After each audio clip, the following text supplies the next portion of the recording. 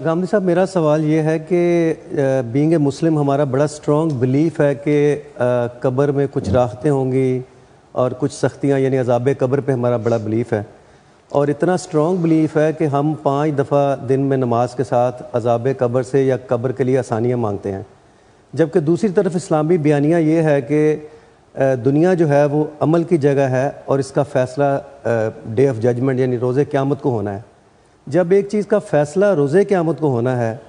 تو اس کی سزا یا جزا کا عمل پہلے سے کیسے شروع ہو سکتا ہے؟ یہ میرا سوال ہے۔ ٹھیک ہے، یہ پوری بات نہیں ہے۔ پوری بات یہ ہے کہ اس دنیا میں اللہ تعالیٰ نے ہم سب کو امتحان کے لیے بھیجا ہے۔ یہ امتحان سب کے لیے برپا ہے، میرے لیے بھی، آپ کے لیے بھی، ماضی کے لوگوں کے لیے بھی، حال کے مستقبل کے لوگوں کے، قیامت تک یہ ایسے ہی جاری رہے گا۔ اس امتحان میں جزا و سزا کا کیا ضابطہ ہے؟ تو قرآن مجید نے یہ بیان کیا ہے کہ جزا و سزا، یعنی قیامت جزا و سزا ہی کی جگہ ہے نا، کہ جزا و سزا کے قانون میں 3 جہتیں بہت متعین ہیں۔ پہلی یہ کہ ایک شخص یہ کہتا ہے کہ مجھے جو کچھ بھی پروردگار دینا ہے دنیا میں دے دے، یعنی اسے اصرار ہے کہ آخرت یہ کیا چیز ہوتی ہے، میں اس کا انتظار کیوں کروں، یہ ادھار کا وعدہ مجھ سے تو برداشت نہیں ہوتا، مجھے دنیا میں دے دے۔ اللہ تعالیٰ کہتے ہیں کہ جو آدمی آخرت کا طالب نہیں ہے، دنیا ہی کو اپنا مقصد بنا کے جیتا ہے، نوفی علیہ، پورا حساب میں دنیا میں چکا دوں گا، اس کا بے باک کر دوں گا، اور ما لہ فی الآخرۃ من خلاق، آخرت میں مجھ سے کوئی مطالبہ نہ کرے۔ یہ فیصلہ اللہ تعالیٰ نے سنا دیا ہے۔ تو اس لیے ایک جزا و سزا تو وہ ہے کہ یہی ہو جاتی ہے، یعنی جو نیکی کی ہوتی ہے نا، بہت سے لوگ نیکی کرتے ہیں، خیر کرتے ہیں، وہ کہتے ہیں کہ ہمیں اس کا جزا یہی ملنا چاہیے، اس کے بارے میں قرآن مجید نے بالکل صراحت سے بیان کر دیا کہ یہی حساب چکا دیا جاتا ہے۔ اس کے بعد اب دوسری چیز دیکھیے، دوسری چیز یہ ہے کہ جو پیغمبروں کی اقوام ہے، یعنی جن کی طرف پیغمبروں کی بعثت ہوئی، رسولوں کی بعثت ہوئی، جیسے کہ قرآن مجید نے بیان کیا ہے کہ ہر امت کی طرف ہم نے، سیدنا ابراہیم سے پہلے تو یہی طریقہ رہا کہ وَلِكُلِّ أُمَّةٍ رَسُولٌ فَإِذَا جَاءَ رَسُولُهُمْ قُضِيَ بَيْنَهُمْ بِالْقِسْطِ وَهُمْ لَا يُظْلَمُونَ۔ جب ان کے رسول آ جاتے تھے تو ان کا فیصلہ اسی دنیا میں کر دیا جاتا تھا۔ ان کے لیے قومی سطح پر، افرادی فیصلہ تو پھر وہیں ہوگا، لیکن قومی فیصلہ یہیں ہو جاتا تھا۔ اب قومی فیصلہ جب ہو جاتا ہے کسی قوم کا تو آپ جانتے ہیں کہ اسے دنیا ہی میں عذاب دیا جاتا ہے۔ چنانچہ قرآن ہی نے بیان کیا ہے کہ عاد کو، سمود کو، بہت سی قوموں کو یہ عذاب ہوا۔ اسی طرح رسالت میں آپ صلی اللہ علیہ وسلم کے بارے میں بیان کیا گیا ہے کہ آپ کی قوم کو بھی یہ عذاب دیا گیا، لیکن صحابہ کی تلواروں کے ذریعے سے دیا گیا۔ تو یہ ساری باتیں اب دنیا کے عذاب کی ہو گئیں۔ اس کے بعد قرآن مجید نے مزید تصریح کی اور یہ بتایا کہ جو لوگ اس دنیا میں اس طرح کی زندگی بسر کرتے ہیں کہ ان کے حساب کتاب کی کوئی ضرورت نہیں ہوتی، خیر ہی خیر، صلاح ہی صلاح۔ میں مثال دوں گا، جیسے سیدنا ابو بکر کی شخصیت ہے، یا انبیاء علیہ السلام کو لے لیجئے۔ قرآن مجید نے خاص طور پر ان لوگوں کا ذکر کیا کہ جو اللہ کی راہ میں جان دے دیتے ہیں، یعنی اس حد تک چلے جاتے ہیں کہ آخری درجے میں جان دے دی۔ تو کیا کہا ہے ان کے بارے میں کہ جیسے ہی وہ دنیا سے رخصت ہوتے ہیں عند ربہم یرزقون، ایک نوعیت کی زندگی ان کو مل جاتی ہے اور فوراً اللہ کی عنایتیں شروع ہو جاتی ہیں۔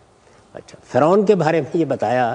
کہ یہ جو فرعون اور آل فرعون ہیں، ان کے ساتھ اس وقت یہ معاملہ ہو رہا ہے، ابھی تو قیامت نہیں آئی، اس وقت یہ معاملہ ہو رہا ہے کہ صبح و شام ان کا ٹھکانہ ان کو دکھایا جاتا ہے، اور پھر قیامت میں کیا ہوگا؟ یردون الی اشد العذاب، اس کے بعد وہ شدید ترین عذاب کی طرف منتقل کر دیے جائیں گے۔ یہ ساری باتیں کوئی حدیث میں بیان نہیں ہوئی، قرآن میں بیان ہوئی ہیں۔ تو اس کا مطلب یہ ہے کہ جو اللہ تعالیٰ کا ضابطہ ہے، اگر اس کی روشنی میں آپ متعین کریں اور پھر باقی قرآن کے مقامات دیکھیں، تو وہ یہ ہے کہ جس وقت ہم دنیا سے رخصت ہوتے ہیں تو ایک نوعیت کی نیند سب پر طاری کر دی جاتی ہے، اور قرآن نے اس کی مثال بھی دی ہے کہ یہ جو تمہیں نیند آتی ہے رات کو، یہ اصل میں بالکل نمونہ ہے دنیا کی زندگی، قیامت کے نشور اور برزخ کا،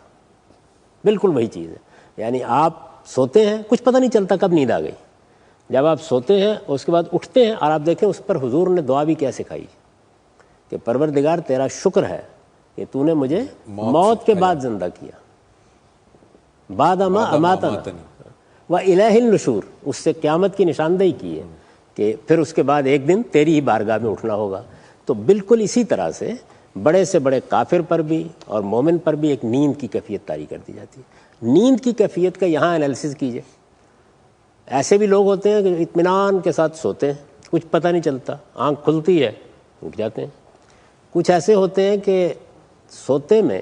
ان کو خواب آنے شروع ہو جاتے ہیں، ڈراؤنے خواب، جس میں آپ جانتے ہیں کہ بعض کو پسینے چھوٹ جاتے ہیں لوگوں کے، ڈر کے اٹھ جاتے ہیں، بارہ ایسا ہوتا ہے۔ اور بہت سے لوگ ہیں جن کو بڑے خوشگوار خواب آتے ہیں،